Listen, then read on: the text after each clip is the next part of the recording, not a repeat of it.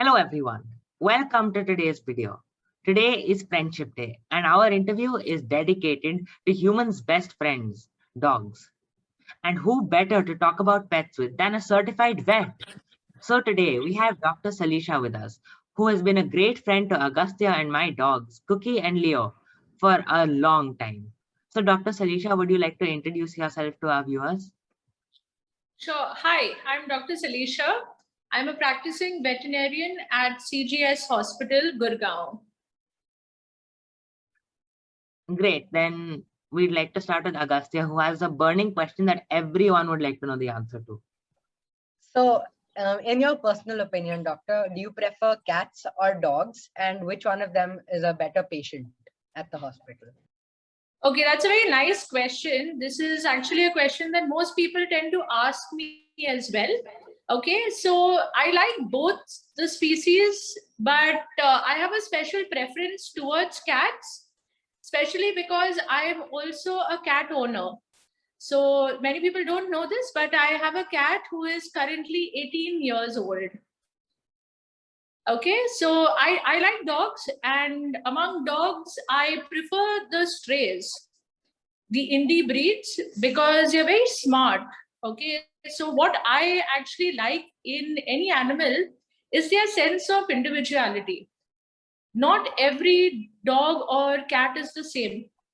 So even when it comes to approaching them, handling them, whether it is treatment wise or if you need to give some tips regarding nutrition or behavior, you have to assess their individual characteristics. It's similar to children. So, but generally dogs make better, pets at the hospital at least. Thank you for that answer. So now a lot of our readers are in grade 7, grade 8, and now as they progress in their classes, they'll have to learn what they want to be when they grow up. So we wanted to know about your experience. What inspired you to become a vet? And when did you realize that you wanted to become a vet? Okay, so I wanted to become a vet very early on in life. That was maybe when I was in second or third standard. That's when I realized that this is what I want to do for the rest of my life. Okay, so it was quite a spontaneous answer actually when asked in one of these career guidance courses only in school. So you get integrated to a sort of system wherein people come and say whether their parents are doctors, engineers, those sort of things. I don't come from a scientific background though, as in no one else in my family is in the medical field. But because everyone is mainly an animal lover, I used to like to feed stray dogs, take care of them when I was small, and I was never stopped from doing so. So I was always encouraged. So this led me to believe that if I can help them in some way as a profession, so that's how I came to know that being a veterinary doctor is also something that I can pursue.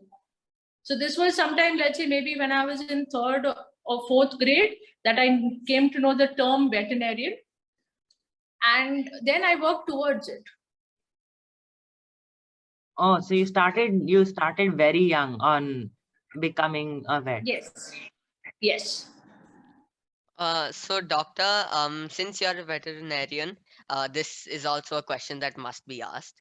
So did you have any pets while growing up? Yes. So I used to take care of a lot of the local dogs in our colony. And when I was small, actually, when I was in fifth grade, one of the dogs, a female dog, she was pregnant, a stray dog. She used to live below our building. And we were on the third floor. This was growing up in Bombay. So she used to come up to get food. And since she got pregnant in her first heat, she was very small built. Okay, so because of that, when she was at her end term, she had a lot of difficulty delivering. And so she trusted my house. Actually, my mom was the midwife at that point. I was in school and she had actually delivered 5 puppies. Okay, and this was all inside my house only, under my bed. she chose that place as a comfort zone. And when I had come back in the evening, early evening, at around 6 o'clock, we thought the delivery process had gotten over because we weren't sure. I was so excited to see the puppies and everything. And then suddenly she started delivering again. So that's when I got to see a live puppy being delivered in front of me. This was when I was in, I think, 5th or 6th standard.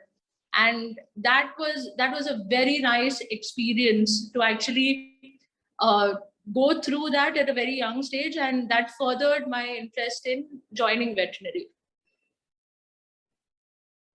So it inspired you even more to become Yes, a yes, vet. yes. So because you're surrounded by various animals almost every day, cats, dogs. So what's the best part of your job according to you? The best part actually would be seeing different types of dogs and cats and their interaction with people. So I really like to see when people generally adopt or purchase a puppy for the first time, they have numerous questions, especially when kids your age come. So that is something that is very nice, because if at such a young age you are quite responsible, as well as you're taking a keen interest in your pet and their well-being, this goes a long way. Okay, even later on in life, you may not want to become a vet, you may not want to do something in the medical field, but even caring for another individual, be it an animal or person, that comes only by experience. So this is something what I like to see in kids. And nowadays, actually, many of the millennials and newly married couples, before they, I think, embark on their journey of having a child, they choose to have a commitment with a pet first. And that's a very nice approach. Wow, that's very interesting. How pets, because pets are essentially like children, especially when they're young and they don't know much about the world. It's very interesting. So Exactly. again, relating to dogs, so CGS has been vaccinating stray dogs for free. So when did this Yes. start and why?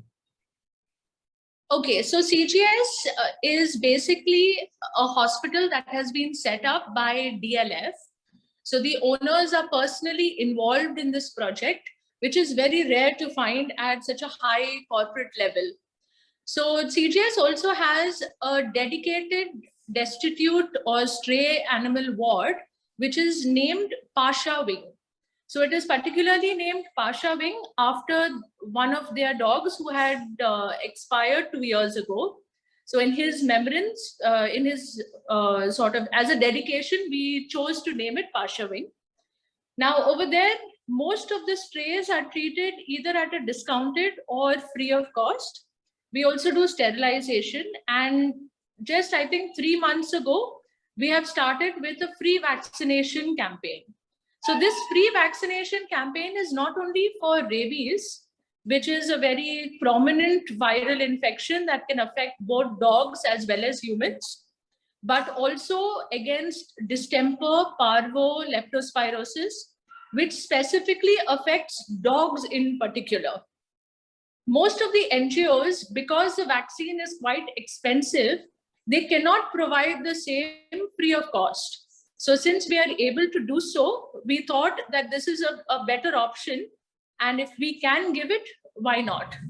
If we can save at least a few of the stray dogs' lives on the street and prevent them from getting this lethal infection of parvo or distemper, it will always be a good cause. That's it. So doctor, before we move on to the next question, so how does it work? So do people bring stray dogs to you, or do you, Yes. or does CGS find stray dogs and vaccinate them? No, it works both ways actually, but we prefer that a community feeder or a person who is volunteering with an NGO or a person who takes care of the local dogs in their area approaches us, comes along with the dog here to the hospital, all right, gets the vaccines done, at the hospital itself. We give them whatever documentation is required, and then they take the dog back. Now, our vaccination program is specifically between the 21st to the 31st of each month. We also have a lot of people who cannot manage to do so because of the large number of stray dogs that they're taking care of. So because of that reason, what we have also done is we have started a stray dog ambulance that takes one or two of our attendants along with the doctor. And if they have done a prior booking, we know exactly how many doses to carry with us. And we go to that locality. With their help, we vaccinate the dogs on the street there itself. Oh, Yeah. So as a continuation, sort of continuation to Abhimanyu's question, do you feel that the government should do anything or something to help stray dogs? The government has to do quite a lot. There are a lot of private NGOs that are doing their fair bit. The government, I wouldn't say isn't coming up to that mark, but there is a long way to go when it comes to animal welfare. There are so many things that the government would need to focus on, primarily the sterilization programs and vaccination programs. But that is a whole different ballpark, and it is a completely different set of individuals who are involved in it. So we are not choosing to get into that. Over to your next question. Yes, doctor. So, what's the most interesting or inspiring memory from your career as a vet? Okay, so interesting. There are a lot of interesting or rather funny things that tend to happen. But okay, let me just cite a few. So when I was in college, actually, so veterinary does not only mean treating sick animals. There are different aspects to it. Like there is nutrition, there is poultry, there is dairy. There are a lot of, even the meat industry, veterinarians are involved in every aspect of your life. You think of anything, somewhere or the other, you can get a veterinarian involved in it. So one funny sort of incident would be the first time an anal gland was cleaned. Okay, so anal glands are basically two glands that are located near the butt region of the dog. Okay, so what happens is generally dogs tend to squirt this sort of discharge out by themselves, either when they get excited or when they defecate. But sometimes what happens is when the dog comes to the hospital, it tends to get a little nervous. And if by chance a vet is situated too close when taking a rectal temperature, well, you can get squirted on your face as well. So we didn't know this as students. And it was quite funny because when we had to take temperatures initially, the dog used to be all over the place. And suddenly you get like a stinking bout of some liquid on your face and the smell just doesn't go. It's horrifying. So that is one interesting sort of episode. So now we know we have to duck. But the other interesting thing was when I was doing my post-graduation in Punjab, I used to see a lot of cattle, cows and buffaloes specifically. And you'd be surprised because these are mainly cows and buffaloes that feed on the road. People give them food, but they also give them a lot of plastic. It's a very sad and harsh reality in India. But I used to see this on a day-to-day basis, but I didn't know how bad it was until I actually performed a surgery wherein I removed a lot of plastic from the rumen of the cow. And along with that, there were nails, there were bits of iron, there were pieces of a lot of jargon. So, which was sad, but that is something that until and unless you see it, it wouldn't actually strike you as alarming. it is very alarming even now. So now this, for any student who hopes to become a vet, are there any specific skills you think they should focus on? Specific skills now to become a vet, this is a very challenging field. By challenging, I mean that you need to be very mentally strong. more than bookish knowledge, more than clinical exposure, you need to have that sort of willpower to accept both the good and the bad. Because at the end of the day, however hard you try, you may not be able to succeed.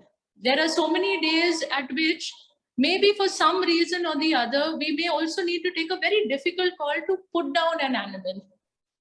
So that sort of decision has to be taken in a very unbiased manner. So it is not just love and compassion and treatment and positives. You need to take this also in its stride. So this is something that I think people, especially kids who are looking into becoming a veterinarian, should focus on. The second thing would be teamwork. And I think if you're involved in any sort of sport or any team activity, be it literary or musical, or even if you're in, let's say, doing this sort of paperless edition, okay, you all are working as a team. This is very important because in the veterinary field, you need to know when it is out of your hand and when you need to refer it to a person who is much more specialized than you. Because at the end of the day, it is not you who is great, okay? Until and unless you accept that, it will not come, okay? And we need to focus on our patient. The primary goal is to get the patient better, setting aside all egos. Thank you. So also, since we're in a pandemic right now, how do you feel that the pandemic has affected dogs? And also, how can we help them adjust to everyone going back to work in schools after such a long time away from it? Okay, so the pandemic has been very good for certain dogs, I must say, and may or may not be good for certain cats, because cats just like to sleep the whole day and they prefer not being disturbed. So with a lot of people doing the work from home business, that's why I think we see those funny memes of cats sleeping on the keyboard and punching stuff, throwing things down. Okay, but for dogs, I think it's been beneficial to have their pet parents at home, spend a lot of quality time with them. The problem now is that once people start going back to their daily routines, there's going to be a lot of separation anxiety. And we are already seeing that because these pets are not used to being left at home for a long period. This is something that would need maybe positive reinforcement and some conditioning in the future, because they may not realize, and it should not be that they feel abandoned. Yes, because of course now they've gotten used to this this daily routine of meeting everyone throughout the day. So what did you mean by positive reinforcement? By positive reinforcement, I mean that if by chance, let's say the dog has got some sudden episode of nervousness every time the owner steps out, this dog may end up peeing in different places of the house. Okay, may also relieve itself, let's say on the bed or on certain clothing or on the carpets. Okay, so these, if when the owner comes back, obviously screaming and yelling and shouting is not going to help the situation. It's only going to make a nervous dog get all the more anxious. So by positive reinforcement, you have a lot of ways in which you can deter the same from happening. You can either use some sprays that are available. You have anti-anxiety medication. You can also condition the dog, wherein every time they go out, maybe the dog goes to a certain place, relieves itself, and then nowadays you have a lot of these equipments where you can also feed the dog at a particular time. So maybe let's say a treat is released at that point. It's possible.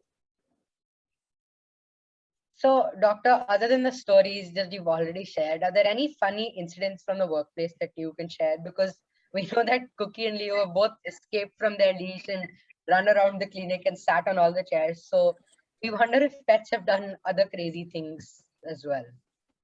Oh, there are a lot of pets who do a lot of crazy things over here. And sometimes at the reception, it's fun to see that the owner, some owners who come in a little late don't get space to sit. because some big dog would have occupied 3 or 4 chairs. Okay, and the dog will just refuse to budge, irrespective of what's going to happen. That's it. That is one thing. Once there was a Saint Bernard who had done this. So we have like a 4-seater, steel seater at the reception. So he just sprawled himself and he just didn't move. He was not bothered whose place he's taking. That was hilarious. Some cats actually, they tend to get a little too anxious, or let's say maybe they just don't want to get a shot. So some of them tend to just escape from their carrier in a specific cat unit, and then they go and sit on top of the ACs. It's a fun place for them. We've had 3 or 4 of them who just go and sit on the AC. So these are a few funny things. And then you have dogs who run around without the leash.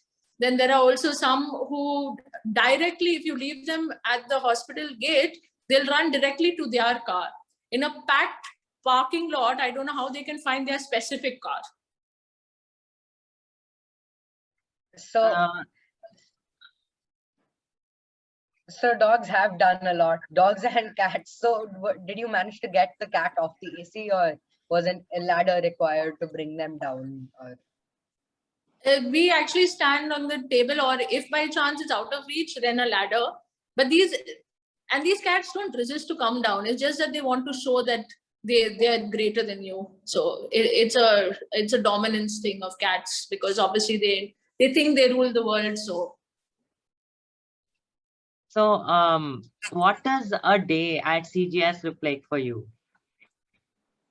Okay, so a day at CGS is a very hectic day. Any day at CGS is a hectic day, rather, because we get a lot of referral cases, and we get a lot of cases that have been treated elsewhere, and people tend to come here with a lot of hope. So these are mainly serious cases that come in. So we need to, in the morning, from the time it starts, we are mentally focused on getting them better. Now, we also have an ophthalmology unit, which is an eye care, dedicated veterinary eye care unit. So we have a lot of interesting cases that come in over there as well, wherein dogs that are completely blind or suddenly diagnosed with cataract, or have, because of tick fever, have other issues. So those dogs who, let's say maybe a month or 2 before, you've seen them completely blind, banging into things, after their treatments and surgery, they can suddenly see. And that is a very nice thing, because when you take them out, they're so excited and so full of life. It's very rewarding to see these sort of cases. Otherwise, it's fun when puppies come in. It's a lot of fun when kids come in, especially smart kids who know to ask the right questions. I enjoy kids like yourself, because when they're involved, it gives me a sort of sense of pride, and maybe, who knows, they may also become vets. Yeah, so thank you for your answer. So just I have one last question before we end. So before you said that for the vaccine, for the rabies vaccine, you said the price was discounted or even free. So if it was discounted, who would be the person to pay for the vaccination, since it's a stray dog? No, the rabies vaccine and the combined vaccine is given completely free of cost during the specific dates that we have assigned for the free vaccination. Okay. At the Pasha wing, we do selected free and discounted procedures. All right. Now, the discount that is given, the hospital bears half the expense. The remaining is borne by the person who brings the stray dog in for treatment. Okay. Okay. So, thank you so much for your time to talk to us and our viewers. And we know that you have a very hectic schedule at the hospital. So, thank you. Thank you. You're welcome. Thank you, doctor. Thank you, Mihir. Thank you, Agastya and Abhimanyu.